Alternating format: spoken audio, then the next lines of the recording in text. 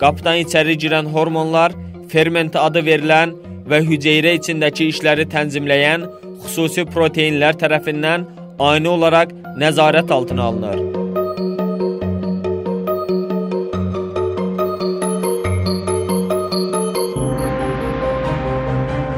Fermentlər, əgər ehtiyac varsa, hüceyrəyə yenicə daxil olan hormonlardan dərhal istifadə edirlər. Əgər bu hormonlara o anda ehtiyac yoxdursa, onlar hüceyrənin Golgi alqıtı adlı ehtiyat hissəsinə səliqə ilə yerləşdirilirlər.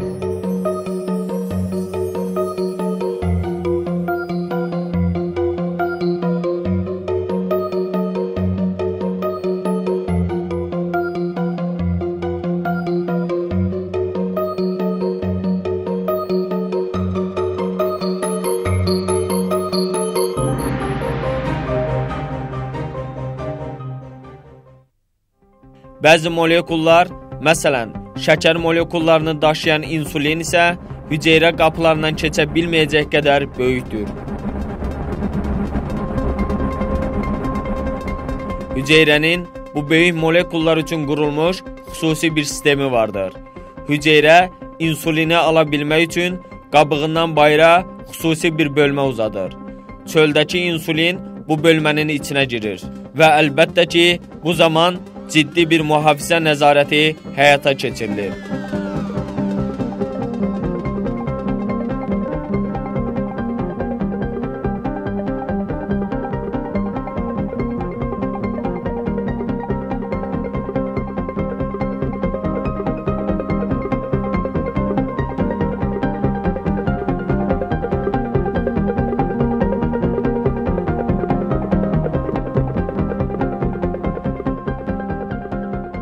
Bu şəkildə içəri girən insulinin üstündəki şəkər molekulları xüsusi daşıyıcı fermentlər tərəfindən diqqətlə toplanılır.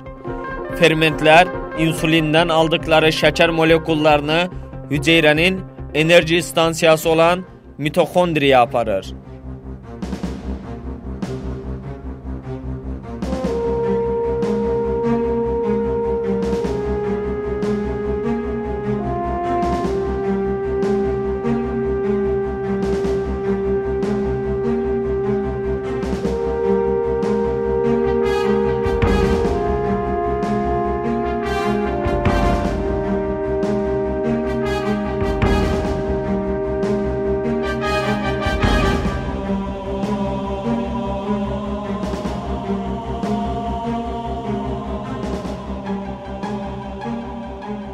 Mitoxondrinin vəzifəsi ona çatdırılan enerji tərkibli molekulları parçalayıb, bunları hüceyrənin istifadə edə biləcəyi şəkildə yenidən sintez etməkdir. Mitoxondridə çox mürəkkəb reaksiyalar nəticəsində istehsal olunan ATP adlı enerji paketləri yenə də qüsursuz bir mexanizm vasitəsilə hüceyrənin lazımi bölmələrinə ötürülür.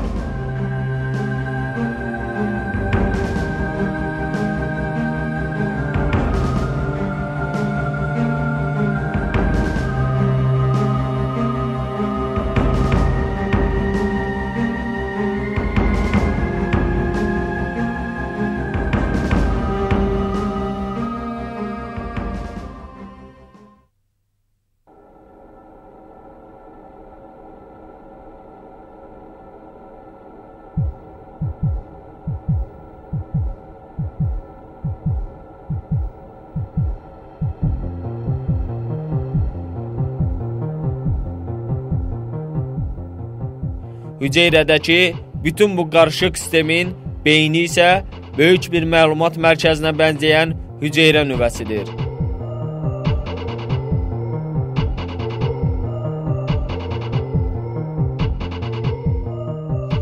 Hüceyrə nüvəsinin içində hər biri nəhəng bir məlumat bankı olan xromosomlar yerləşir.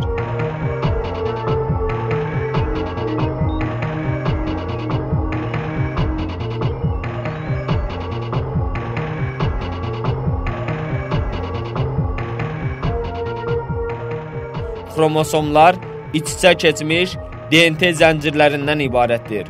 Hüceyrənin içindəki bütün sistemlərin incə planları məhz bu DNT zəncirlərində kodlanmışdır.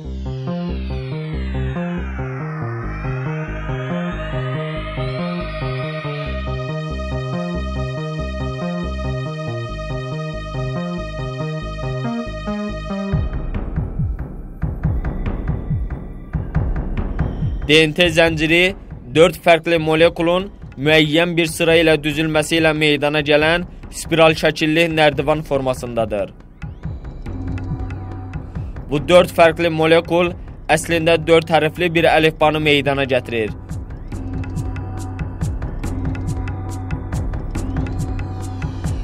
Bu əlifba sayəsində DNT-də təxminən yüzlərlə cild ensiklopediya həcmində böyük bir məlumat kodlanmışdır.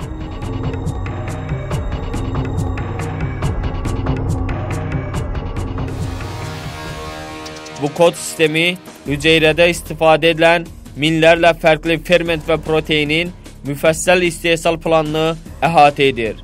Hüceyrədə inşa ediləcək bütün üzvü molekulların layihələri DNT-də ən incə detallarına qədər və ayrı-ayrılıqda yazılmışdır.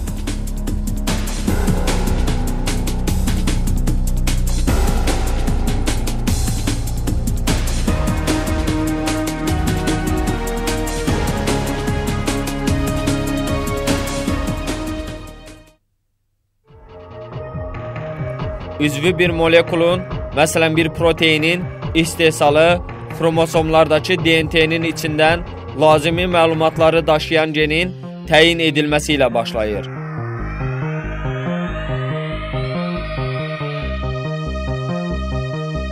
Sırf bu funksiyanı yerinə yetirməli olan bir ferment DNT-ni sanki bir zəncirbənd kimi açır. Daha sonra bir qrup ferment gələrək DNT pillələrini iki yerə ayırır. Digər bir ferment ayrılan parçalardan birinin üstündən keçir və burada kodlanmış məlumatları sürətlə oxuyub onların surətini çıxarır. Surət çıxarma prosesi bitdikdən sonra isə DNT yenidən fermentlər tərəfindən ötürülür və əvvəlki vəziyyətinə qaytarılır. DNT-də əldə olunmuş surətə mesajcı RNT deyilir.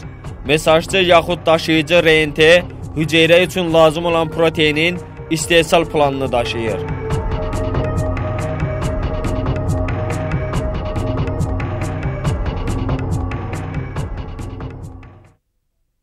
Protein istehsalı isə hüceyrənin digər bir mərkəzində həyata keçirilir. Hüceyrə fabriki adlandırıla bilən bu strukturun adı ribosomdur.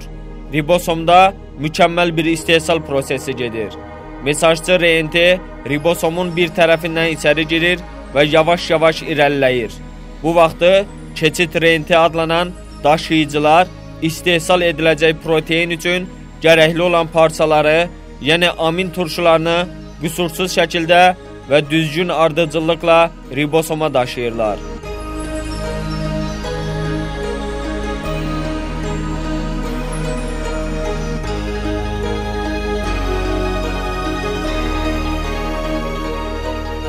Bura gətirilən amin turşuları mesajcı RNT-nin üzərindəki şifrə və düzgün sıralama sayəsində bir-biri ilə birləşir. Mesajcı RNT-nin hər irəliləyişi zamanı orada yazılmış məlumata uyğun gələn amin turşusu zəncirə əlavə edilir. Beləliklə, nəticədə yeni bir protein istehsal olunur.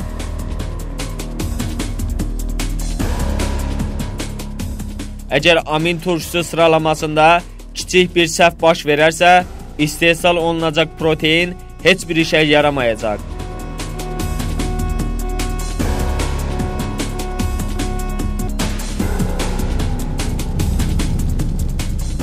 Amma belə bir səhvin meydana gəlməsi mümkün deyil.